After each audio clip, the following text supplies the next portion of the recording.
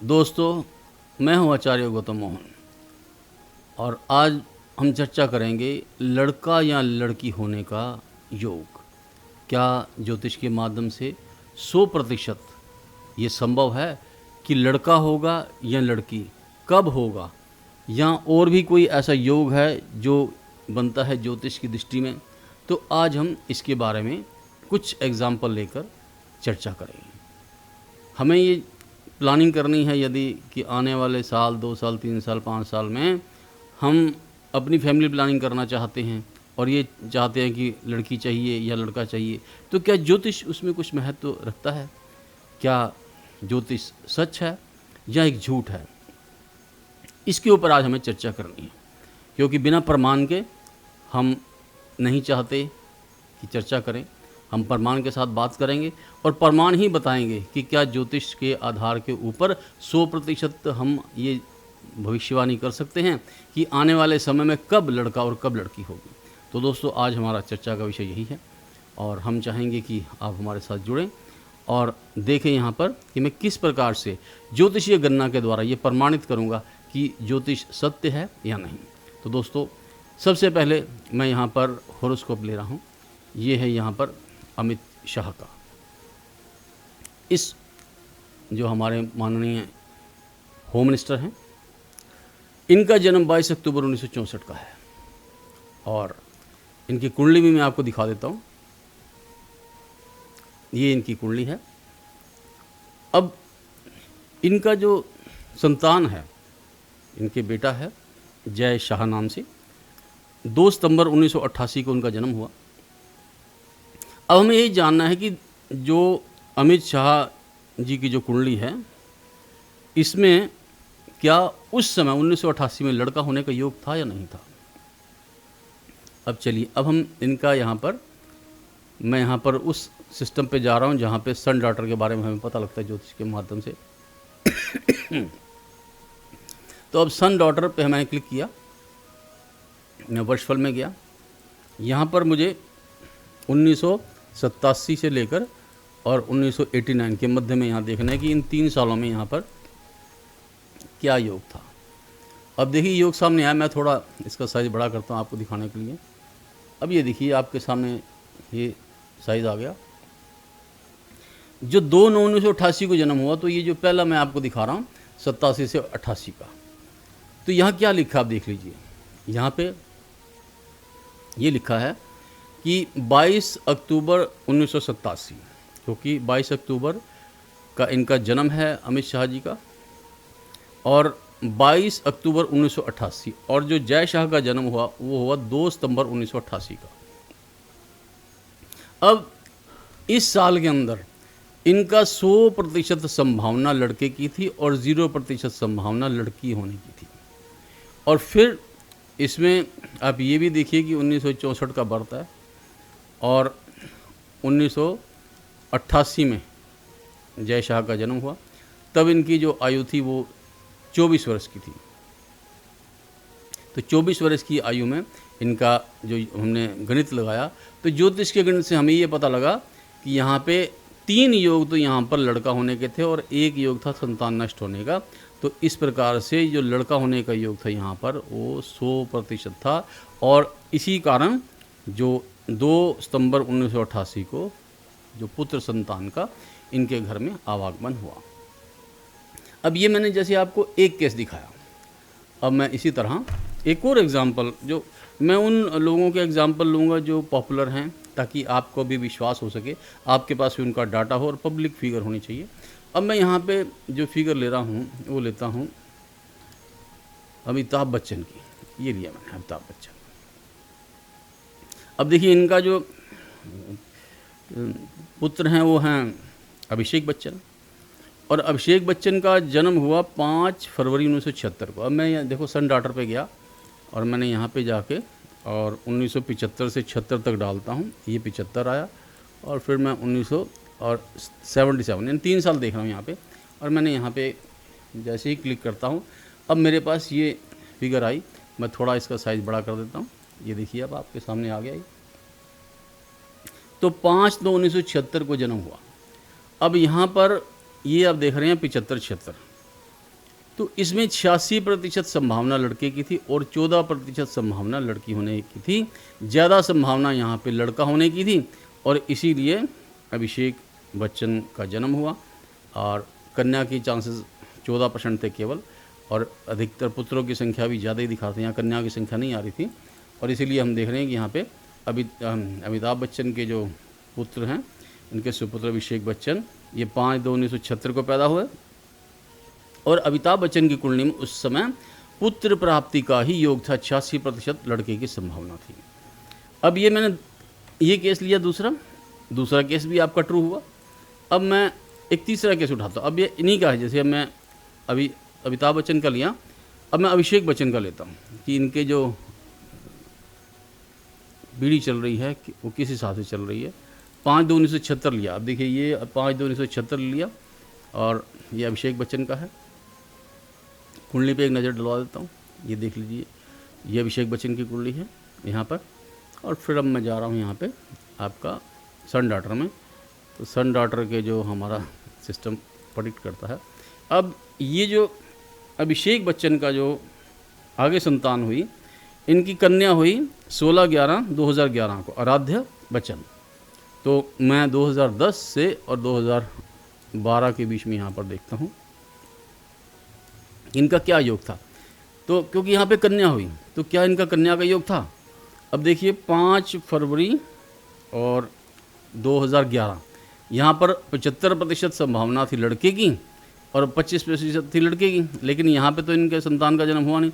इनका संतान का जन्म यहाँ नीचे हुआ, ये जो अगला जो साल था 5/2/2011 से, क्योंकि जो आराध्या बच्चन का जन्म हुआ 16 नवंबर को हुआ था 2011 को। तो वो इसमें फॉल करेगा इस पीरियड में 5/2/11 से लेकर 5/2/12 के बीच में। अब यहाँ पे 50% संभावना लड़के की और 50% संभावना लड़की की थी यहाँ पे। तो इससे आप देखो, दूसरा इसमें देखने की चीज़ क्या है कि नीचे आप देख रहे हैं कि 4, 5 और 6, मैं थोड़ा सा इसको बड़ा कर रहा हूँ आपको दिखाने के लिए। अब ये देखिए यहाँ पे, ये मैं पीरियड जो यहाँ दिखा रहा हूँ आपको, ये 4, 5 और 6 में कन्या ही कन्या थी। अर्थात यदि बाद के 6 महीनों में जन्म होगा तो कन्या होगी और पहले 6 महीनों में जन्म होगा तो लड़का होगा। चाइनीज़ कैलेंडर भी हमें इस तरह से कुछ गाइड करता है, लेकिन वो हमारी भारतीय जो ज्योतिष का वो मुकाबला नहीं कर सकता। जिस हिसाब से बहुत डीप गणनाओं के द्वारा ये पता लग जाता है, तो उस समय का हमें पता लग जाता है कि अब 2-2 महीने का इनका पीरियड मैं काउंट करूँ तो पहले 2 महीने में होता तो संतान प्राप्ति होती, लड़का लड़की कुछ भी हो सकता था। फिर बाद के 2 महीनों में यहाँ पे यदि आयु 28 से 33 की होती तो यहाँ पे इनका लड़का होता। फिर उसके बाद के 2 महीनों में फिर लड़के का पूरा योग था। फिर उसके बाद के 2-2 महीनों का जो 3 पीरियड आए, ये 6 जो आए यहाँ पे, इसमें लड़की का योग था। तो इनके केस ने भी ये प्रमाणित कर दिया कि यहाँ पे ज्योतिष बिल्कुल सटीक है। ज्योतिष के द्वारा ये बड़ी आसानी से एक बटन के क्लिक के ऊपर ये बताया जा सकता है कि लड़का होगा या लड़की। अब आगे चलते हैं। अब मैं हमारे कुछ और प्राचीन नेताओं को लेता हूँ। यहाँ पे मैं जो ले रहा हूँ इंदिरा गांधी का ले रहा हूँ यहाँ पे इनका। अब देखिए इंदिरा गांधी जी का लेता हूँ मैं, तो इनका देखता हूँ। इनका जो संजय गांधी, इनका जन्म हुआ था 14 दिसंबर 1946 का। तो मैं 1945 से लेकर और 1947 डालता हूँ यहाँ पे, तो देखता हूँ इनका क्या योग था यहाँ पे। अब देखिए ये मैंने डाला, थोड़ा बड़ा करता हूँ साइज़। अब देखिए ये आ गया, उनका जन्म था यहाँ पे 14 दिसंबर 1946। अब 14 दिसंबर 1946 यहाँ पे है ये इंदिरा गांधी जी का आप देख रहे हैं, और उनके सुपुत्र जो संजय गांधी हुए, उनका जन्म हुआ 14 दिसंबर 1940 में। तो 100% संभावना इंदिरा गांधी की कुंडली में वहाँ पर लड़का होने की थी और लड़का ही हुआ। तो दोस्तों इससे हमें ये क्लियर हो गया, मैंने जो आपको छोटे छोटे एग्जाम्पल बताए, कि आप अपने जीवन की फैमिली प्लानिंग ज्योतिष के माध्यम से उस स्तर पर कर सकते हो जहाँ पे व्यक्ति की सोचने की शक्ति भी खत्म हो जाती है, गणनाएं खत्म हो जाती हैं और ज्योतिष वहाँ पे शुरू होता है। तो ज्योतिष के द्वारा हम अपनी फैमिली प्लानिंग कर सकते हैं। ज्योतिष के द्वारा हम अपनी इच्छा अनुरूप संतान प्राप्त कर सकते हैं। हमें संतान कैसी चाहिए, हमने संतान तो पैदा कर दी, लेकिन वो संतान आगे चल के बनेगी क्या। आपको नेता चाहिए, अभिनेता चाहिए, व्यापारी चाहिए, सरकारी चाहिए, आपको जो चाहिए आप आगे की कुंडली की प्लानिंग उसी तरह कर सकते हैं और जो कंसेप्शन डेट को डिसाइड कर सकते हैं। लड़का चाहिए, लड़की चाहिए, नेता चाहिए, अभिनेता चाहिए, सरकारी व्यापारी, जो भी चाहिए वो सब आप ज्योतिष के माध्यम से प्राप्त कर सकते हैं। गणनाएँ बहुत सहायक होती हैं ज्योतिष में, और यदि ज्योतिषी एक अच्छा विद्वान हो तो वो कुछ भी कर सकता है, यानी कि अपनी प्लानिंग से कुछ भी बता सकता है, कुछ भी देख सकता है, कुछ भी कर सकता है। तो यहाँ पे ये भी जानना जरूरी है कि ज्योतिषी है वो सक्षम होना चाहिए इन सारी चीज़ों को देखने के लिए, बताने के लिए। अब देखिए यहाँ पे मैं आपको एक और चीज़ यहाँ थोड़ा दिखाता हूँ, अभी आप देखते जाइए कि क्या क्या फीचर्स हम यहाँ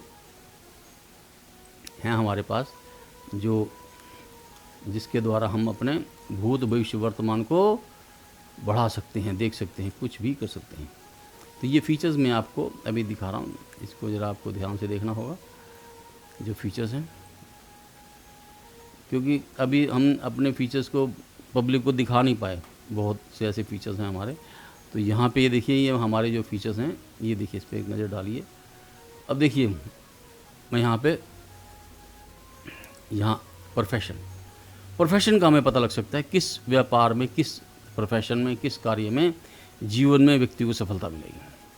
अब अमिताभ बच्चन की कुंडली देखें तो 34 वर्ष तक उनको मीडिया की लाइन में सफलता नहीं थी, और 34 वर्ष की आयु में दीवार फिल्म आई और वहाँ से सक्सेसफुल हो गए, और उनकी कुंडली में ऐसा ही लिखा हुआ था। अब भाग्य प्रतिशत हमें गाइड कराता है यहाँ पर, ये देखिए, ये भाग्य प्रतिशत है, हमें ये गाइड कराएगा कि आने वाले समय में हमारा क्या है भविष्य, यानी कि कितना कम है, कितना ज़्यादा है, ये सब यहाँ पे इसमें आपको मिलता है भाग्य प्रतिशत में। इसी तरह आगे देखिए, लाल किताब के बहुत सारे फीचर हैं यहाँ पे। लाल किताब ऋण है, लाल किताब वर्षफल है, लाल किताब वर्ष चार्ट है, यानी कि लाल किताब के ऊपर यहाँ पर पूरा काम है। तो यहाँ पे सुरक्षा चक्र उपाय हैं, सावधानियाँ हैं, घटनाएँ क्या घटने वाली हैं साल के अंदर, ट्रांसफ़र योग किसी का है या नहीं है, शायद छोड़ेगा नहीं छोड़ेगा, मकान बनाना शुभ है नहीं है, कब बनाना चाहिए, बनाने पे क्या होगा परिणाम। तो इस तरह ये लाल किताब महादशा, वर्ष कुंडली, रेमेडी, दान करना चाहिए नहीं करना चाहिए, डाइट क्या खानी चाहिए, काम क्या करने चाहिए। उसके बाद जीवन का सक्सेस ग्राफ क्या होगा, किस किस फील्ड में सक्सेस मिलेगी, कितनी मिलेगी, कब नीचे होगा ग्राफ, कब ऊपर होगा। इसी तरह डू एंड डोंट्स में क्या करना चाहिए, क्या नहीं करना चाहिए, सन डॉटर में लड़का लड़की का योग कब होगा। इसी तरह ये बहुत सारे फीचर अब यहाँ पे देख रहे हैं लाल किताब में। और हमारे पास और क्या क्या है ये भी आपको दिखा दें। ये तो हॉरोस्कोप के फीचर में जैसे आपको दिखा रहा हूँ, यहाँ पे सारा कुछ है, हॉरोस्कोप चार्ट है, बर्थ डिटेल्स है, प्लैनेटरी पोजीशन वगैरह वगैरह, ये गणित है, वैदिक गणित है सारा। फिर उसके बाद हमारे पास ये आ जाता है काल सर्प योग, हॉरोस्कोप प्रोडिक्शन, गणमूल, पॉजिटिवनेस वगैरह वगैरह। फिर उसके बाद हमारा आता है ये राहु काल पंचक, ये नॉर्मल चीज़ें जो आम सॉफ्टवेयर में होती हैं। फिर ये मैंने आपको दिखा। एडवांस मैचिंग में हमारे पास नमाज के ऊपर मैचिंग है, जो विश्व में केवल हमारे पास है और किसी के पास नहीं है। ये नमाज की जो लास्ट का मैं आइटम यहाँ आपको दिखा रहा हूँ, ये नमाज की मैचिंग। इस नमाज की मैचिंग में अच्छी चीज़ क्या है, देखिए जो मैं आपको दिखाना चाहता हूँ यहाँ पे, इस तरह से ये आपको दिखाता हूँ मैं कि यदि मैचिंग भी किसी की करनी है ना, तो मैचिंग एक ऐसे हम तरीके से करते हैं। अब देखिए, अब ये आपको यहाँ नज़र आएगा। अब ये देखिए, यहाँ पे हम गुण मिलाते हैं, गुण तो मिलेंगे, ठीक है, वो अलग बात है। हम यहाँ पर हर चीज़ दिखाते हैं कि लाइफ के किस किस फील्ड में तालमेल ठीक रहेगा या नहीं रहेगा, कितने % मैचिंग हो रहा है आपका यहाँ पे।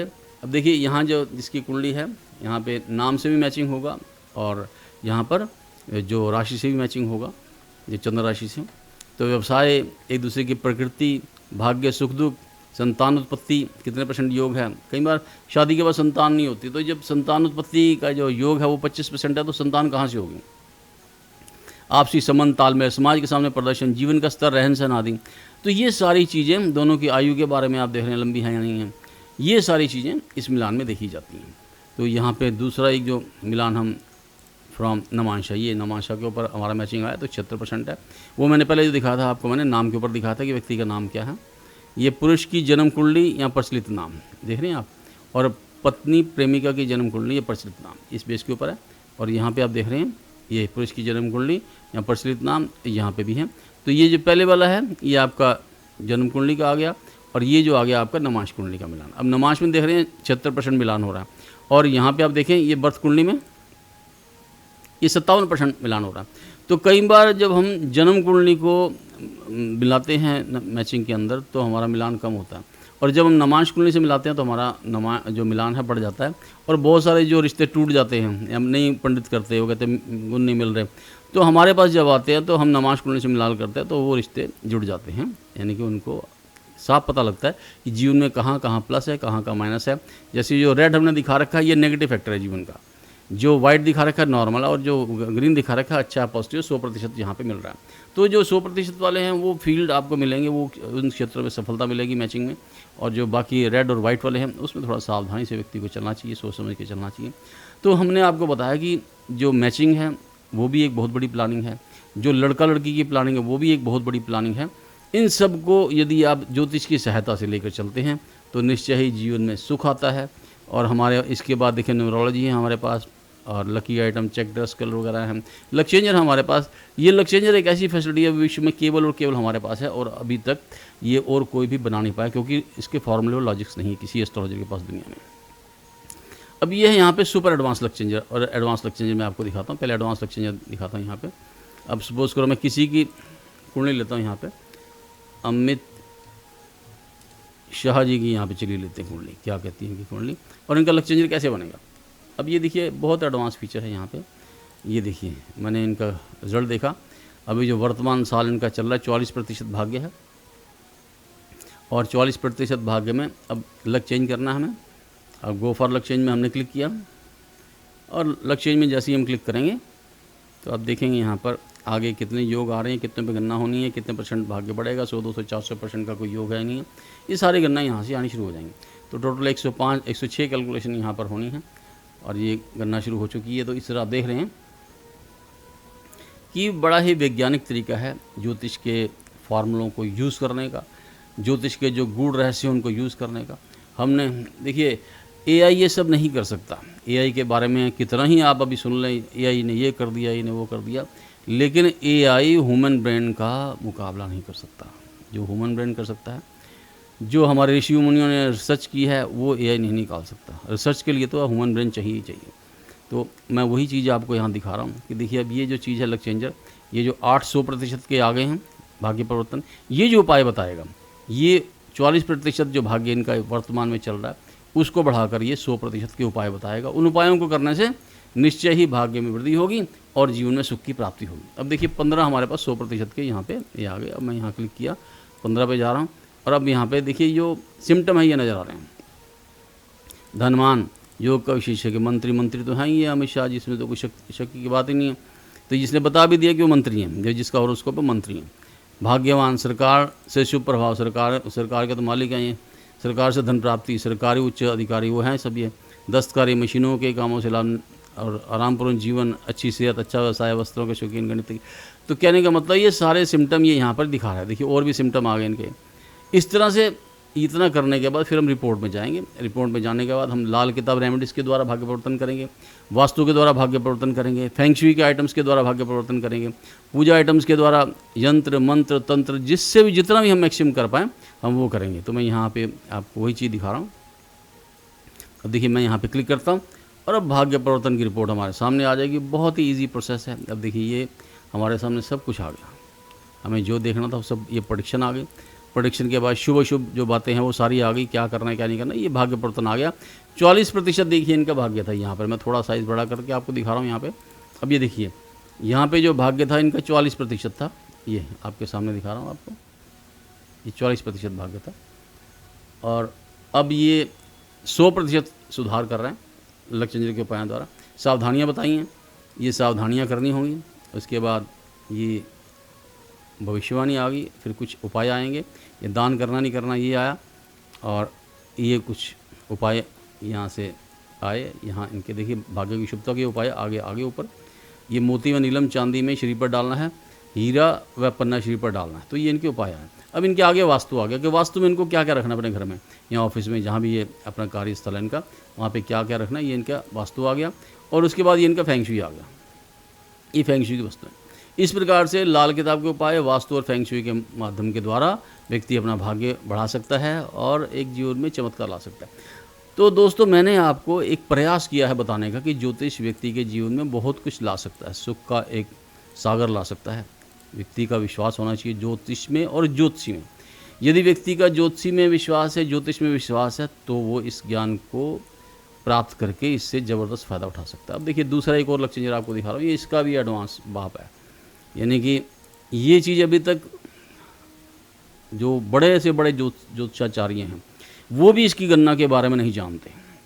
यानी कि विश्व का ऐसा कोई भी ज्योतिषी नहीं है जो इस गणना के बारे में बता सके, इसको चेंज कर सके, इसको बढ़ा सके। और ये यहाँ पे आप देख रहे हैं, ये सुपर एडवांस है। अब इसको ये एक मिनट रुकिए, ये था, ये सुपर लक चेंजर मैंने दबा दिया, ये सुपर एडवांस लक चेंजर ये वाला था। अब देखिए इसको चलाता हूँ मैं,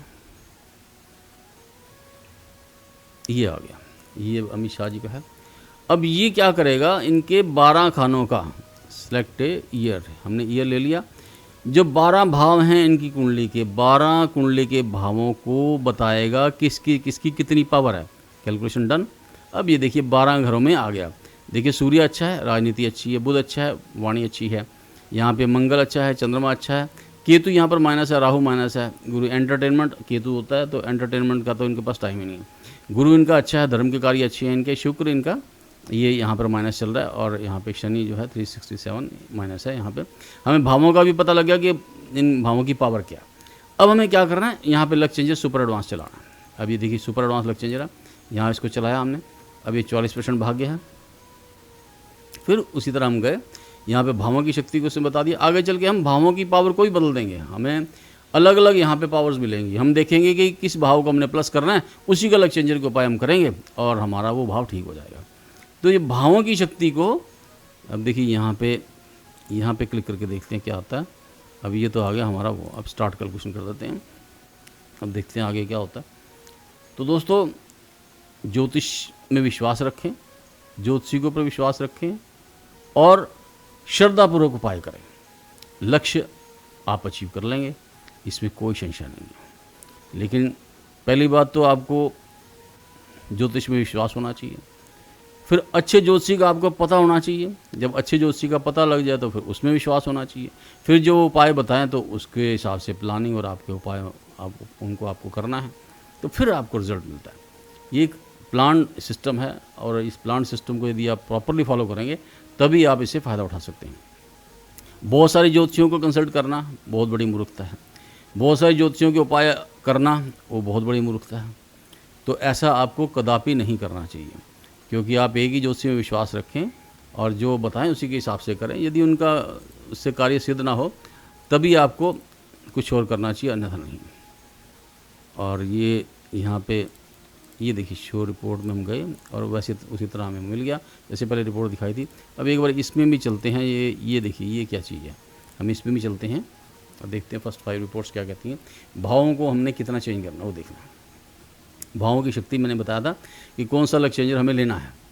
तो जिस भाव, जैसे 12वां घर में शनि बैठा था माइनस था, शुक्र 11वां घर था माइनस चल रहा था, तो हमें यदि शुक्र को प्लस करना है तो हम वो जिस हॉरोस्कोप में वो प्लस जा रहा होगा उसके उपाय हम करेंगे, तो फिर हमारा शुक्र वहाँ पे प्लस हो जाएगा। तो दोस्तों ज्योतिष बहुत ही गहरा विषय। अब देखिए भाव आ गया मेरे सामने। अब ये मेरे पास 5 कुंडली आई, शुक्र यहाँ पे प्लस चला गया। देखिए 1048 मुझे शुक्र को प्लस करना था और इस लक चेंजर के द्वारा ये शुक्र प्लस हो गया। अब मैं नेक्स्ट कर रहा हूँ यहाँ पर। अब देखिए यहाँ भी सारा कुछ प्लस है। ये देखिए मेरे पास सिर्फ एक ग्रह बचा है मंगल, ये माइनस है, बाकी सारे मेरे जो ग्रह हैं प्लस आ चुके हैं। अगला देखता हूँ मैं यहाँ पे। अच्छा हाउस पावर यहाँ देख लें कि जो 9th यानी कि भाग्य के घर की जो पावर है वो यहाँ पे सबसे ज़्यादा हो गया, यानी कि भाग्य सबसे ज़्यादा बढ़ चुका है। किसी व्यक्ति को भाग्य चाहिए तो भाग्य लेगा, संतान चाहिए तो संतान की शक्ति हम बढ़ाएंगे, यशमान चाहिए तो पहला घर बढ़ाएंगे, यदि विवाह नहीं हो रहा तो विवाह की शक्ति 7वां घर हम बढ़ाएंगे, संतान नहीं हो रही तो 5वां घर हम बढ़ा देंगे। इसी तरह कोई नया उद्योग स्थापित करना है, किसी को उसमें अड़चनी आ रही है तो 3रे घर को हम कर देंगे, आय के साधन बढ़ाने हैं तो 11वां और दूसरा हम बढ़ाएंगे। तो इस तरह से जो जैसे जीवन में रिक्वायरमेंट हो, जिस साल में जो रिक्वायरमेंट हो, हमें उसी भाव की शक्ति को बढ़ाना है इस लक चेंजर माध्यम से, यानी कि सुपर एडवांस लक चेंजर से। तो फिर हम अपने लक्ष्य को बहुत जल्दी ही प्राप्त कर लेते हैं। उसके बाद हम इसके जो उपाय होंगे फिर हमें वो उपाय कर रहे हैं, हमें पता लग जाएगा कि ये कितने नंबर का, यहाँ नीचे लिखा 2 नंबर का हॉरोस्कोप है। तो अब 2 नंबर का हम निकालेंगे तो हमें भाग्य 1400 इतना मिलेगा। अब आगे नेक्स्ट करता हूँ 3 नंबर में क्या हो रहा है। तो 3 नंबर में आप देख रहे हैं कि ये 9वां है, दूसरा है, पहला है, 7वां है और छठा है, ये बढ़े हुए हैं। फिर आगे देखा तो ये सेम जहाँ पे आ गए, तो लेकिन ये 11वां अगर इनकम का -791 हो गया, तो हम इसको नहीं लेंगे क्योंकि इनकम यहाँ पे प्रभावित होगा, इसमें भी इनकम प्रभावित हो रहा है। अब देखिए जो यहाँ पे था तीसरे नंबर में कोई भी माइनस नहीं है, और हमारा यहाँ पे जो दूसरा नंबर हॉरोस्कोप इसमें भी कोई माइनस नहीं है, और 100% के सारे हॉरोस्कोप हैं। यहाँ पहले वाले में पंचम भाव माइनस है 1099 में। तो हमें 2 या 3 नंबर का हॉरोस्कोप यहाँ पे प्रिंट करना है, उसके उपाय करने हैं, जिससे हमारे सारे घर जो माइनस कोई नहीं होगा और जहाँ जहाँ हमें जो जो चाहिए वो हमें प्राप्त होगा। तो दोस्तों मैंने आपको सुपर एडवांस लक चेंजर का चमत्कार यहाँ पे दिखाया कि ये कैसे काम करता है। एडवांस लक चेंजर का आपको दिखाया कि ये कैसे काम करता है। मैंने आपको आज ये बताया कि संतान की भविष्यवाणी किस प्रकार से 100% सटीक की जा सकती है। इसी तरह जीवन में बहुत चीज़ों की भविष्यवाणी की जा सकती है और बिल्कुल सटीक की जा सकती है। जेमस्टोन के बारे में हमने आपको पहले भी दिखाया कि यदि आप जेमस्टोन चेक करते हैं तो देखिए, यदि मैं यहाँ पे ब्लू सफ़ायर डालता हूँ अमित शाह जी का, मैंने कहा फिंगर में नीलम डाल लीजिए, तो क्या होगा 44 से भाग के 56 हो जाएगा। अब यहाँ पे मैंने कहा चलो जी कैट्स आई डाल लो, कैट्स आई से क्या होता है, फिंगर में कैट्स आई डालो तो क्या होगा, तो जेमस्टोन भी चेक करके डालना चाहिए, 50 हो जाएगा, 44 से 50 हो जाएगा। लेकिन हमने तो इनका सुपर एडवांस लक चेंजर और एडवांस लक चेंजर से 100% भाग्य करके बताया, और उसके उपाय भी हमने आपको बताया कि किन किन उपायों के द्वारा ये सब संभव होगा। तो दोस्तों ये था जेमस्टोन। फिर है हमारे पास फेंग शुई, फिर है वास्तु, हमारे पास एस्ट्रोलॉजर टूल्स हैं। किसी की डेथ के बारे में देखना है, कब खतरा आ रहा है डेथ, तो हमारे पास डेथ मीटर है। ये डेथ मीटर हमें बताएगा कि आयु को कब कब खतरा है। 2025 से लेके 2000 हम सपोज करो यहाँ पे 30 डालते हैं, तो हमें आयु का लाइफ डेंजर का पता लग जाएगा। यहाँ पे आने वाले 5 सालों में लाइफ डेंजर किस किस साल में कितना कितना है। तो ये सारे टूल्स हैं जो हथियार कह लीजिए कि एक ज्योतिषी के बहुत बड़े बड़े हथियार हैं, जिनको प्रयोग वो करता है और अपने यजमानों की भाग्य की वृद्धि के लिए, उनको भविष्य के दर्शन कराने के लिए। और इन टूल्स के द्वारा ना केवल एस्ट्रोलॉजर, एक आम व्यक्ति, एक व्यापारी है, एक कोई अधिकारी है, कोई राजनेता है, अपने जीवन को, अपने परिवार के जीवन को सुधारने के लिए इस सॉफ्टवेयर को प्राप्त कर सकता है, ले सकता है। अब देखिए यहाँ 25-26 में 75% रिस्क है आयु का, देख रहे हैं आप। मैं थोड़ा सा इसको बड़ा करता हूँ। अब देखिए 75% रिस्क है, और सुरक्षा चक्र के उपाय भी यहाँ पर आ रहे हैं। फिर आगे देखिए नेक्स्ट उसमें गए हम, तो यहाँ पे 38% का रिस्क है। फिर और नेक्स्ट गए 125% रिस्क है यहाँ पे 27-28 में। फिर और हम जब आगे जाएंगे तो यहाँ पे 75% रिस्क है, और ये हमें लाइफ रिस्क है। फिर अगले भी 29-30 में भी 75% है, और 30-31 में 50% रिस्क है। तो हमें लाइफ रिस्क का भी यहाँ पे पता लग गया। लाइफ रिस्क के उपाय भी आ गए कि यदि कोई रिस्क है तो उसके लिए उपाय क्या करना चाहिए, जिससे ना तो कोई बीमारी आए और ना कोई और अनिष्ट हो। तो ये सारी बातें जो हैं, सावधानियाँ आदि, सब हमें पता लगती हैं इस सॉफ्टवेयर के माध्यम से। तो दोस्तों आप भी यदि ये सॉफ्टवेयर प्राप्त करना चाहते हैं तो mohonastrology.com ये हमारी वेबसाइट है। वहाँ पर जाकर हमारे जितने भी सॉफ्टवेयर हैं उनकी लिस्ट आप देख सकते हैं। वहाँ पे जो जो चाहिए उसके बारे में फिर आपको फ़ोन नंबर भी वहीं पे मिलेगा, और वहाँ पे आप फिर कॉल भी कर सकते हैं, और यदि कोई जिज्ञासा हो तो उसे आप शांत कर सकते हैं, कुछ क्वेश्चन उसे क्लियर कर सकते हैं। तो दोस्तों आप भी यदि एस्ट्रोलॉजर हैं या एस्ट्रोलॉजर नहीं भी हैं, एक घरेलू हैं इंसान हैं, एक व्यापारी हैं, एक सरकारी हैं, एक अधिकारी हैं, या आप राजनेता हैं, या आप कुछ और भी ऐसा प्रोफेशन है आपका, एक प्रोफेशनल हैं आप, तो ये सॉफ्टवेयर आपके परिवार को, आपके भाग्य को बढ़ाने में आपकी ज़बरदस्त सहायता कर सकता है। आपके जीवन की सारी प्लानिंग इसके अंदर है। आप अपने जीवन का पूरा प्लानिंग इससे ले सकते हैं। केवल इतना ही नहीं, हमारे पास commodity market, share market, currency market, Nifty और ऐसे और भी कितने तरह के सॉफ्टवेयर हैं जो आपको आपकी प्रैक्टिकल लाइफ में बहुत मदद करते हैं। तो दोस्तों आप हमारे साथ जुड़े रहें इसी तरह, और फिर अगला जो टॉपिक जो मैं लूँगा एक आध दिन में, उसके बारे में भी मैं आपको बता देता हूँ अगला मेरा टॉपिक क्या होगा, क्योंकि जिज्ञासा रहेगी। बहुत सारे जो हमारे साथी हैं वो जानना चाहते हैं कि एक तो भाई अगला कुछ ऐसे टॉपिक के ऊपर हमें आप बताएं कि जिसके ऊपर हमें कहीं आज तक पता ना लगा हो। ठीक है, तो वो सारे टॉपिक, अगला टॉपिक ये देखिए, ये मैं देने जा रहा हूँ आपको अगला टॉपिक, ब्रेस्ट कैंसर। क्या रात को दूध पीने से छाती का कैंसर या ब्रेस्ट कैंसर होता है? इस टॉपिक पे हम बात करेंगे।